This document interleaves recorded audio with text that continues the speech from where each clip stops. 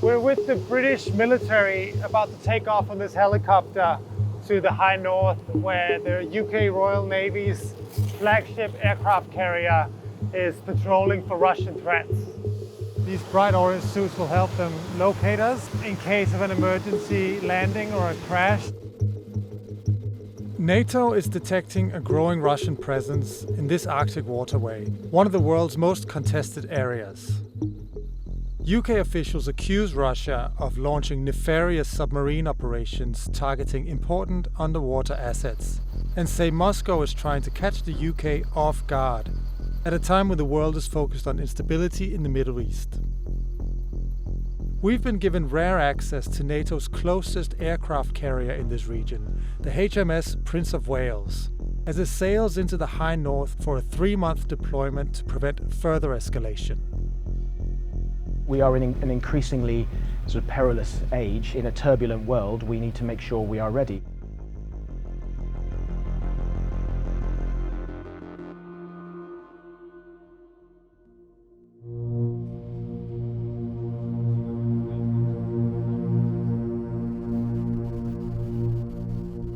We're here on the deck of the HMS Prince of Wales, which belongs to the UK Royal Navy. They're flying F-35 jets towards the Arctic.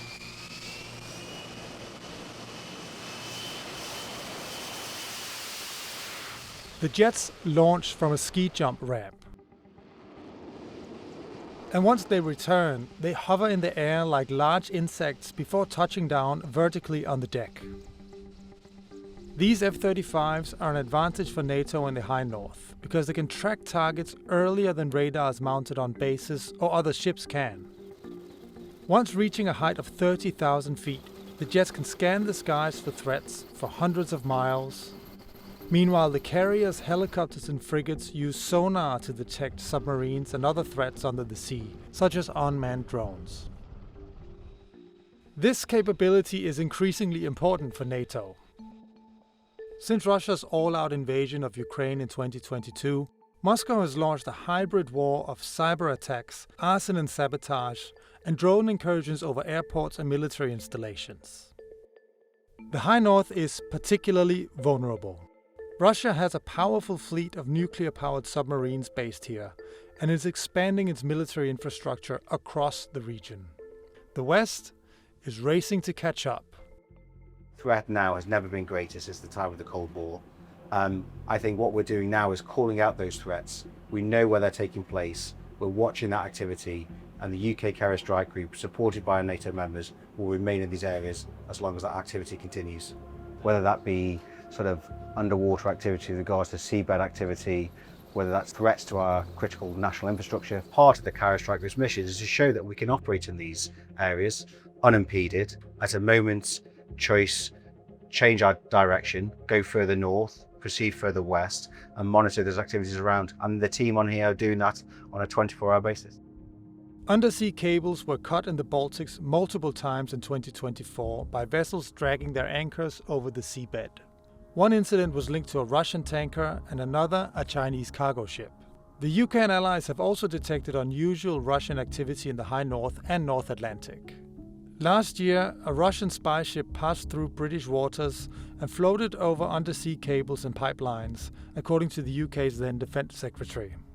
The Russian embassy in the UK denied any wrongdoing at that time.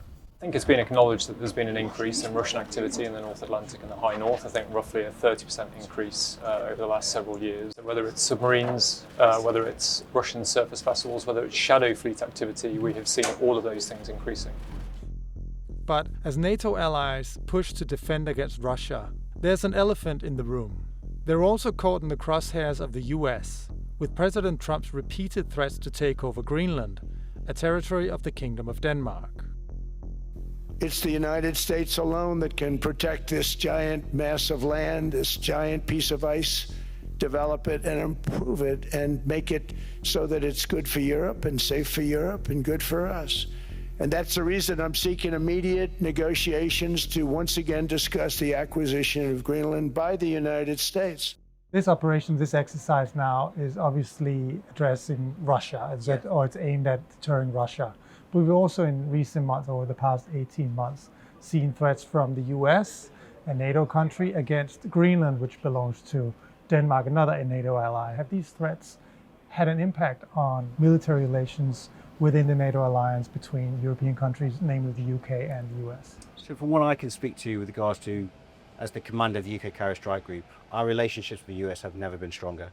We operate together, we train together, in addition to other NATO members, but particularly with regards to the Carrier Strike Group. And as I've said, we'll be traveling to the US in the next few months to work with them and carrying our training together. There are 9 decks in the lower levels of the carrier, connected by a labyrinth of tunnel-like corridors spanning the size of 3 soccer pitches. Over 1,000 people are on board, including doctors and chefs.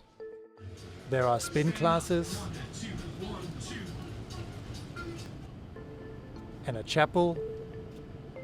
People who are struggling, they can go and have a conversation with the priest, and the priest also serves to keep up the morale on the ship, which can obviously be a challenge if it's away from shore.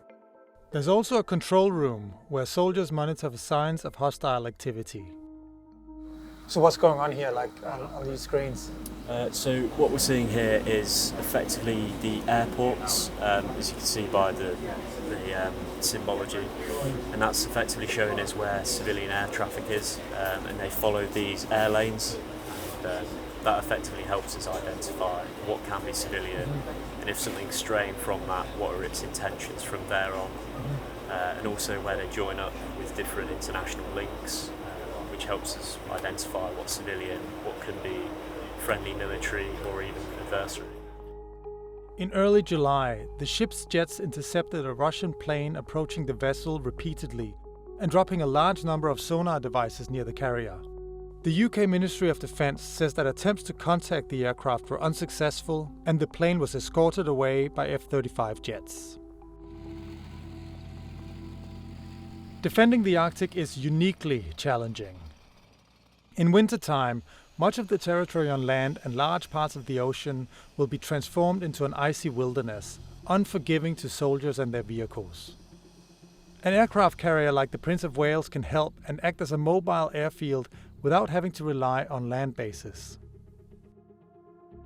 It's a uniquely difficult place to operate, whether that's the water column is quite a complex place to operate because you have melting ice which changes the salinity layers in the sea, which makes it difficult to both detect and track submarines, whether it's the constant daylight in the summer or the near constant darkness in the winter.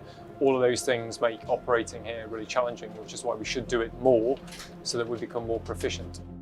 Some defence analysts say the UK's ambitions to protect the waterway are held back because it doesn't have enough ships. At the end of the Cold War, the British Navy had 3 aircraft carriers, more than 50 escort ships and over a dozen submarines. Now it has 2 carriers, 13 escort ships, of which only 5 are operational at any one time, and 10 submarines. And the current fleet has also faced technical issues. There's been a lot of criticism recently of this ship and also the other aircraft carrier, the Queen Elizabeth. How prepared is Britain when it comes to facing Russia? We have multiple new frigates currently being built in Govan shipyard in Scotland, and as well as that we have a suite of hybrid capabilities where we are increasing the use of uncrewed systems. This is an incredibly complex platform. We have thousands of kilometres of cabling is but one example. I make decisions every day in terms of both keeping the platform safe, the ship safe and the crew safe, but also being able to ensure I can deliver my mission. You are on board a 5th generation aircraft carrier with a tanker 30 metres away from me with a 5th generation air wing. There are very few nations on this planet that can use this level of maritime capability. The United Kingdom is one of those nations.